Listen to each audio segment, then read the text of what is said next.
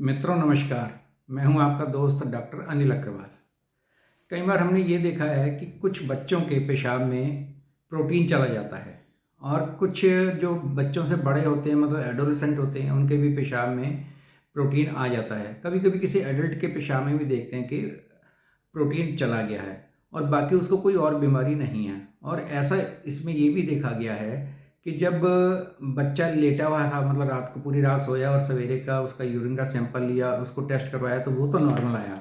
लेकिन जब उसको वो खेल रहा था, कूद रहा था, भाग रहा था, एक्सरसाइज कर रहा था या सिर्फ खड़ा हुआ था, उस वक्त अगर उसके यूरिन का सैंपल लिया जाता है तो उसके अंदर प्रोटीन आ जाता है। तो इसको बोलते हैं पोस्टरल प्रोटीन यूरिया। मतलब कि प्रोटीन जा रहा तो प्रोटीन यूरिया तो हो गया, लेकिन अब इसका कारण क्या है कि कभी तो उसके अंदर प्रोटीन आ रहा है और कभी नहीं आ रहा है। तो हम इसको बीमारी कहें या बीमारी नहीं कहें, ये एक बड़ा मरीज के लिए तो बहुत ही अजीब प्रॉब्लम हो जाती है। डॉक्टर उसे कुछ समझाता भी है तो उसको तब भी वो बात इतनी अच्छे से समझ नहीं आती है कि भाई ये आखिर हो क्या रहा है मेरे साथ, मेरे को बीमारी है या नहीं है, ये तो मेरे को समझ नहीं आ रहा है। अब उसके घर वाले भी जो होते हैं, अगर बच्चा है तो वो भी यही सोचते हैं कि अब ये क्या है। तो उसका मैं आपको एक कारण बताता हूँ कि इसके पीछे क्या हो रहा है। जब आपको ये पूरी इसकी कहानी समझ आ जाएगी, इसके बैकग्राउंड में क्या चल रहा है, तो फिर आप समझ जाएंगे ये बीमारी है या नहीं है, या रोगी के लिए हमें क्या करना चाहिए।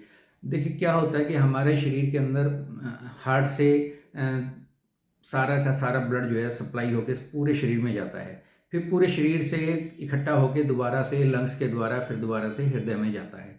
तो जो नीचे पैरों के अंदर से और पेट के अंदर से जितना ब्लड इकट्ठा होता है वो इन्फीरियर वेना केवा के थ्रू और एब्डोमेन से होते हुए फिर जो है वो फेफड़ों में जाता है।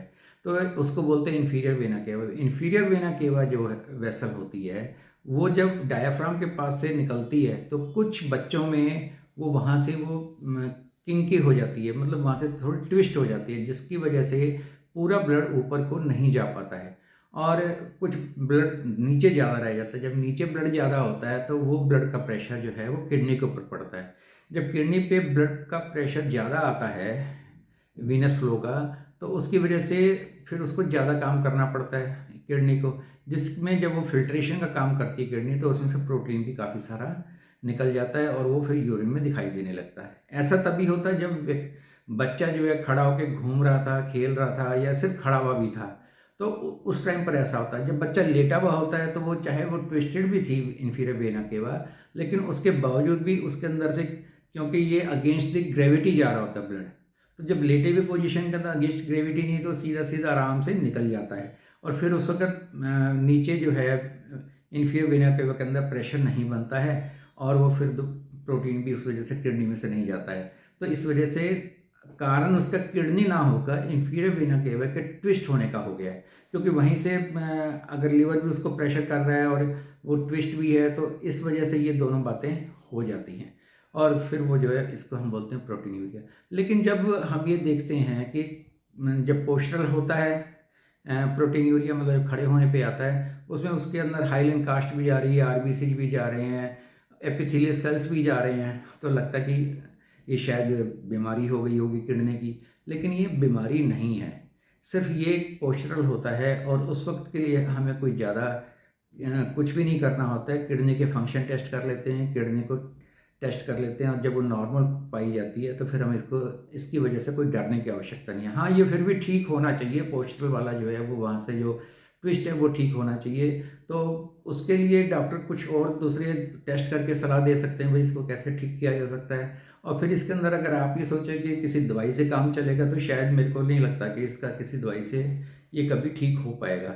और लेकिन ये बीमारी भी नहीं है, क्योंकि थोड़ा सा प्रोटीन निकलेगा और वैसे वो फंक्शन किडनी का ठीक है। तो रोगी को जो है, रोगी भी क्या कहें उसको, मतलब उसको एक इस तरह की ट्रबल है जिसको बिनाइन ट्रबल बोला जाता है, मतलब जिसकी वजह से कोई कभी भी कोई तकलीफ़ें आने वाली नहीं है। हाँ, ये है कि अपने डॉक्टर के पास अगर आप वो रहेंगे सुपरविजन के अंदर, तो वो टाइम टाइम पर आपको बताता रहेगा कि भाई कोई ऐसी बीमारी तो नहीं बढ़ रही है।